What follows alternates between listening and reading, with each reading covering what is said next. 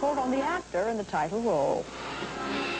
Now all I gotta do is find this Yoda, if he even exists.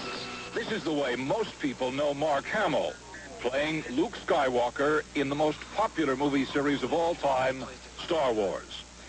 It's a role that brought him a certain amount of fame and financial security, but not other movies. Hamill says he's had to scramble to break out of the Skywalker image. You're a good fellow, Salieri. That's a jolly little thing you wrote for me. It was my pleasure. Let's see if I can remember it. May I? By all means, it is yours. Grazie, signore. This is Mark Hamill as Mozart in the National Stage Company of the Tony Award-winning play Amadeus. Hamill's Mozart is arrogant, foppish, insufferably impressed with himself. That's light years away from Skywalker and pleasing to the critics. Just what the actor ordered. I sort of evaluated, the type of material. Blood Girls of Malibu Beach. This is a hypothetical title, but it sort of sums up the sort of things that my notoriety in Star Wars was eliciting from producers, and it's not their fault. I mean, I can see it too. It's a fairy tale. You're not going to, the actors certainly won't come off with interest in them in a set piece like that. So I thought, well, when's the last time I had fun acting? It was when I was doing dinner theater and at City College, just doing plays. I enjoyed it. I loved the response from an audience. Were you fighting an image that preceded you as the kid from Star Wars? I don't think so consciously. I was just trying to play good parts.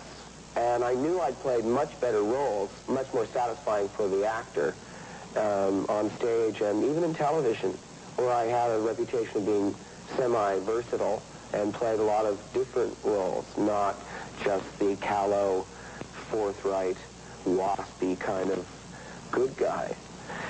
And to be accepted by a New York company, who were sort of dubious as to whether or not, it's like when Ted Baxter did a play. So, my cue card's going to be over there or there. It spooks them. They think maybe it's so pampered that you've forgotten your original.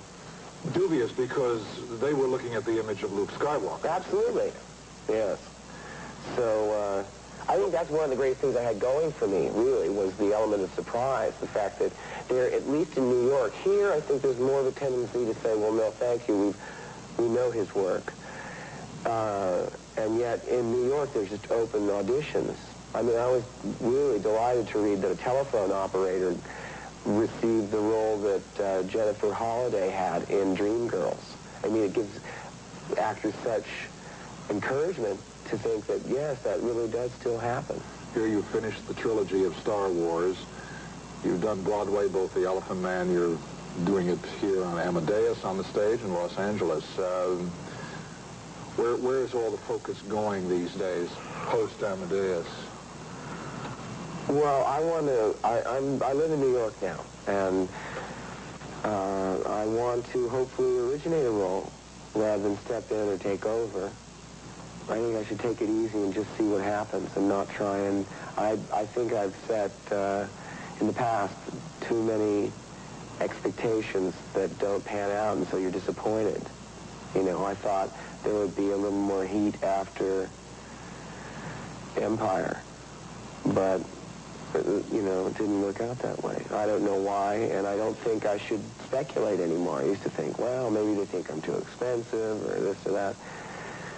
I think I should just take things as they happen, but New York's an ideal place in the sense that there's so much of it.